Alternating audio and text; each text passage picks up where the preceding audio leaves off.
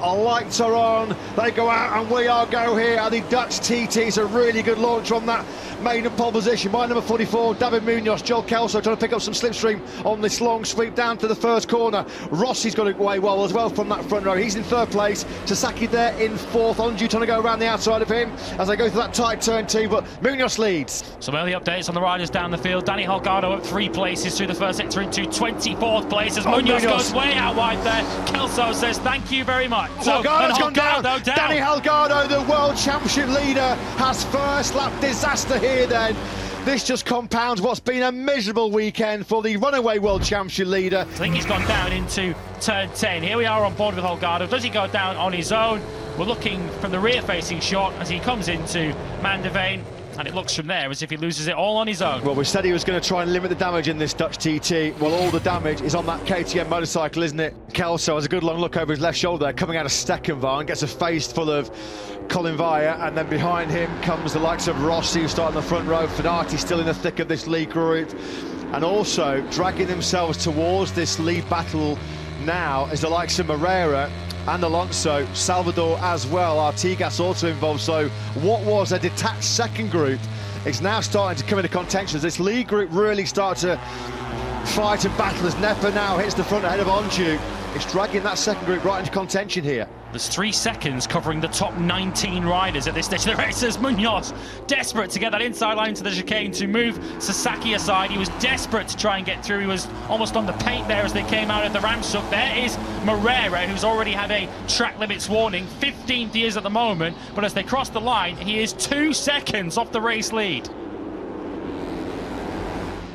Fenati he's getting hammered every lap out of the Wienschlang, but he's so good when we come into this stage, although he's swapped side by side. 4 abreast. Masià goes from 4th to 1st. Fenati didn't know where to look. Yeah, there was contact there. There was Fenati, he just nudged, he rubbed Nepa, it pushed Nepa wide. Nepa was leading in that third sector. He's going to come over the line now here, isn't he, in what? 6th place. Gonna have to see the replay on that one, but there was big contact, wasn't there, between Fenati and Nepa. Well, the one who came off the worst there clearly was Nepa because he was leading, and now he's back in 6th place. Kelso came over the line in 10th place. He was exactly 1 second back, and here comes Munoz. That is a superb, daring raid on the inside of Masià as they go through 6 7. He's in really well. He's almost on the gravel there. He had to properly roll off the throttle there, didn't he? Munoz, he slots in back on the circuit then behind Sasaki. So David Munoz then drops back from briefly leading into 6th spot. Well, I love his bravery, Munoz, but that's a couple of times now where he's perhaps been a little bit over-ambitious with those overtakes because he's been unable to stay on the racetrack on 2 occasions now, but he's certainly going to ask the question, isn't he? Munoz is always going to try it. He's always going to go for those moves, and in that occasion, it cost him. That's promoted Vaya then up into 6th place now. Vaya looking at a career best as Ortola now gets these down to the outside. It's 3, 4, 5 abreast. There they come then through the high-speed turn 13, Hogerheide. They'll flick it left and now through 14 and 15. Onju through on the inside of Sasaki. He's in the 2nd place. He's trying to contend as well with Ortola.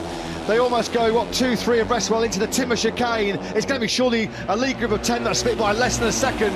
Over the line we come then. 2 to go here in Assen.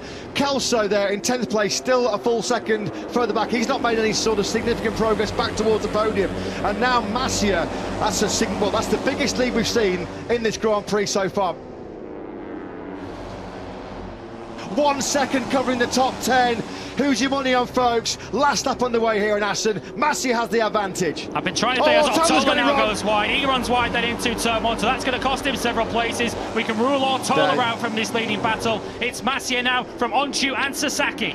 Yeah, you can see there the pain faces, the anguish face on the MTA team. They sensed that was game over for Ortola.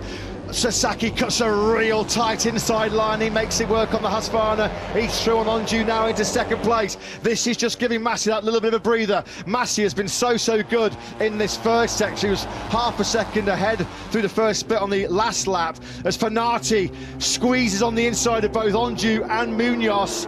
And now at the moment it looks like we're developing into a 2-rider fight here for the victory. Sasaki versus Masià. Sasaki chasing his first win of the season, but Fenati comes right back. into contention here. Masià was slow through turn 7 and it brought Sasaki back onto his tail again, so it's certainly not a group of 2 now at the front, because look at Fenati, look at Unchu, look at Munoz, who are right back in play. It's all about the run through Hogerheide into Ramshoek to give yourself the best possible position into that Gert Timmer chicane. Who's got the strategy spot on? Who's got the tactics worked out brilliantly then? We are just 4 or 5 corners away from a thrilling climax to a thrilling Moto3 battle here in Assen. Sasaki's building up speed. He's building up momentum on that Husqvarna. He sweeps to the inside of Jaume Masià. Is he going to run in wide? No, he's not. It's going to be all about the last corner. It's going to be another last corner thriller here in Assen. Masià again tries to find a way through. He's got the inside line. Can Sasaki get him on that shot from the finish line? Jaume Masià on course for his first win in 20 races. Sasaki again. There's more last lap. Last corner heartache for the Japanese rider. Jaume Masià wins an absolute Assen thriller. Martin Raska, Alderman of Assen, gives the winner's trophy to Jaume Masià, who ends his winning drought as he masters an absolute Moto3 thriller here at the Cathedral of Speed.